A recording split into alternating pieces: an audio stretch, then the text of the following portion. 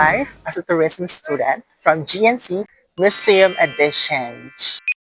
Hi everyone! Sa video nga na ito, samahan niyo akong bisitahin natin ang Museo at Aklatan ni Diosdado Macapagal. Excited na rin akong ipakita sa inyo ang history and culture na nilalaman ng museum na ito.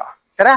Pasok na tayo. Para nga sa mga gustong bumisita dito mga toy, ito ay located sa barangay San Nicolas, Lubao, Pampanga. Pagpasok mo nga mga toy, bubungan-dagan sa inyo yung napakalaking statue ni Diosdado. At bubungad din sa inyo yung dating bahay kubo niya. Pagkapasok ko nga dyan mga toy, Diyos ko, at may ngilabot ko. Kasi naman mga toy, sobrang rupok ng sahig na para bang mahuhulog ka na lang talaga sa kanya. Charing. Ito nga pala ang loob ng kubo mga toy kung saan ipinanganak si Diosdado. Kung papasok nga kayo dito mga toy, make sure lang na careful lang kayo kasi nga sobrang rupok nga ng sahig niya. Rugo, sino ba namang hindi rurupok sa sobrang tagal na niya?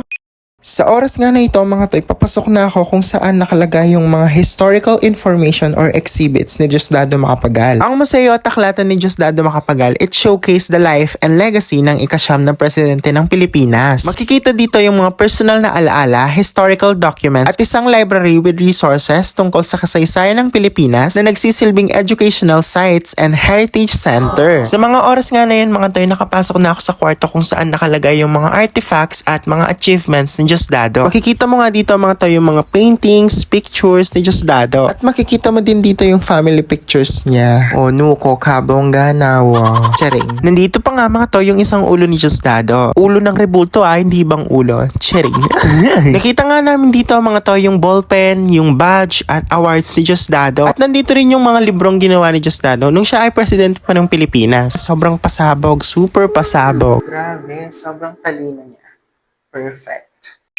Umakyat na nga kami sa second floor dito mga toy. At ang una nga namin pinasok dito mga toy ay ang Aklatan ni Diosdado. Kung saan nakalagay yung mga librong binasa at ginamit ni Diosdado nung siya ay presidente pa ng Pilipinas. May nakadisplay nga din ditong wooden statue mga toy na pinapakitang si Diosdado ay nakasakay sa isang kalabaw. This statue mga toy, it symbolizes the simple life of Diosdado Macapagal. Bago pa siya maging ika-9 na Pangulo ng Pilipinas. Papasok naman tayo ngayon kung saan yung office ni Diosdado Macapagal. Sa kwarto nga na ito mga toy, makikita mo ang replika ng office ng dating Pangulo. At makikita din dito ang mga other historical informations kung paano siya as president before. May nakadisplay nga din ditong bayanihan painting mga toy. That symbolizes the Filipino spirit of unity and cooperation which reflects the values that shape the life of dating Pangulong Diosdado Macapagal. At dito na nagtatapos ang video natin guys. Sana manatutunan kayo sa ating pag-visit sa historical sites. Ayun lang mga toy. Thank you for watching. Paalam!